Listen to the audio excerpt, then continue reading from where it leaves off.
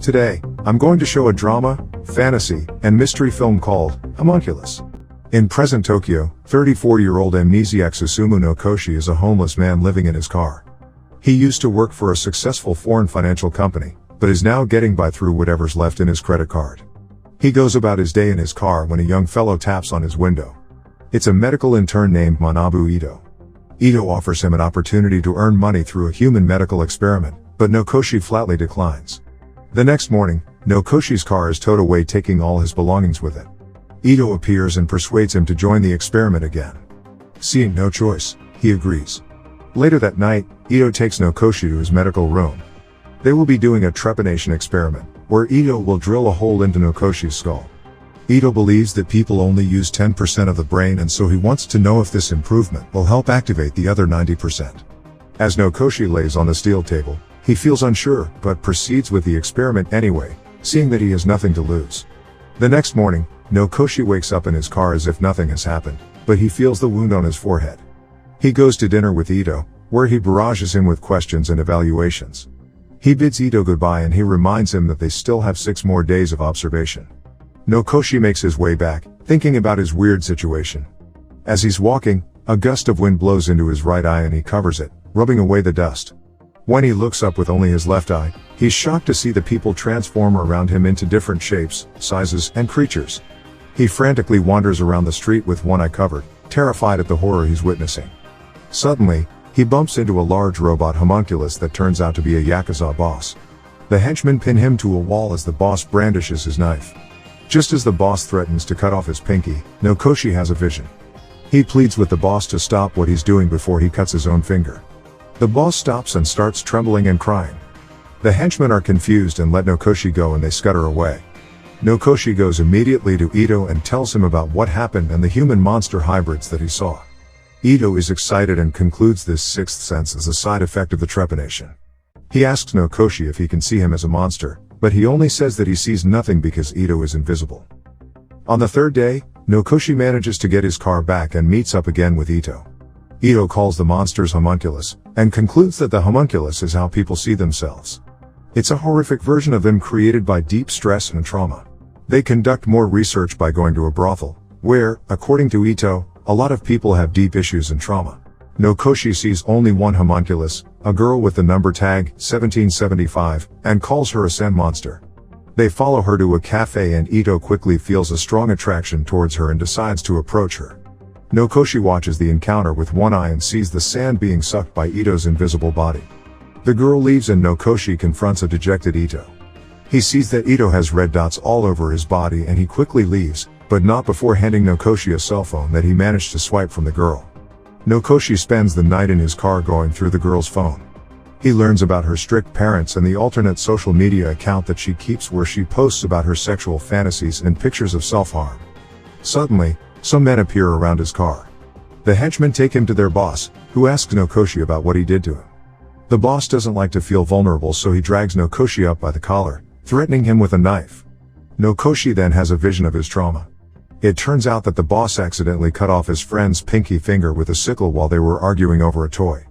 He ran away and didn't apologize to his friend, and this memory haunted him for the rest of his life. The boss breaks down as he recalls the memory and his robot homunculus starts breaking apart, revealing a fragile little boy inside. The robot returns to its miniature size and the boss, as his child self, bows down to the floor, crying and apologizing to his friend.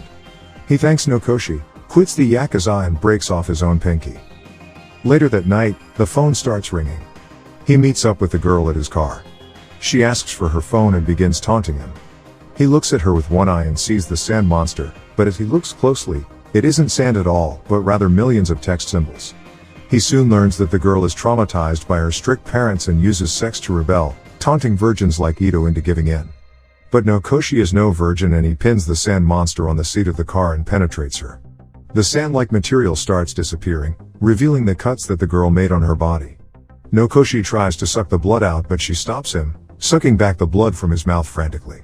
The sand completely disappears and the girl returns to her normal, non-monster state. The next morning, no Koshi is shocked to see that he has absorbed the other's traumas. His hand has now turned robotic and his leg is composed of sand.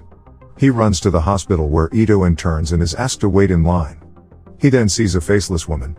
He falls back, shocked at her face, but at the same time, he can't help but feel like he's seen her before. Ito arrives and takes him to his examination room. He tells Nokoshi about a woman who absorbed the homunculi too and then killed herself. Nokoshi doesn't want to die seeing these monsters, so he threatens Ito to close the hole in his forehead. Ito agrees on one condition, that he tells him what his homunculus is. Nokoshi leaves and the memory of the woman lingers in his mind. He rummages through his car and finds a business card signed by one named Nanako. The memory comes rushing back to him and he remembers her from an encounter at a bar. He remembers loving her, moving in together, and just being with her. With his newfound memory, Nokoshi traces Nanako back at the hospital. He approaches her and it turns out that she has amnesia too and doesn't remember him. To help her remember, he takes her to their old apartment. Together they reminisce through their old stuff as Nokoshi fills in the empty spaces in her memory. Nanako breaks down for a moment, but Nokoshi reassures her with a kiss. Later that night, the two make love, signaling their reunion. Unbeknownst to Nokoshi, Ito has been calling him all day. On the sixth day, Nokoshi wakes up with Nanako in his arms and his own homunculus gone. As he hugs her, he notices the same wound on her forehead, revealing that she had also undergone the trepanation experiment by Ito. He drives back to Ito's room but finds him gone. He ransacks his office, looking for clues, and notices a framed family picture. His phone rings and it's Ito. Nokoshi confronts him and learns that Ito knew about him and Nanako all along. Ito also tells him that all the homunculus he's been seeing were illusions of his own world. Before their call ends, Ito tells Nokoshi that the real Nanako will remember the real world soon and that sometimes, some memories are better left unremembered. Determined to save the love of his life, Nokoshi searches for the drill in Ito's office. Meanwhile, Ito arrives at their apartment, but this time, a different woman wearing Nanako's clothes opens the door.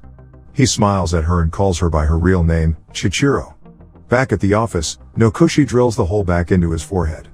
As he looks at himself in the mirror, his ability has returned, and once again he sees his robotic arm and sandy leg. Nokoshi returns to their apartment and is shocked to see an unknown woman wearing Nanako's clothes. As he looks closely at her with one eye, the woman's face alternates between the stranger and the woman he loves. He begs her to tell her who she is and she admits to killing the real Nanako. As he touches her, he's sucked into another vision.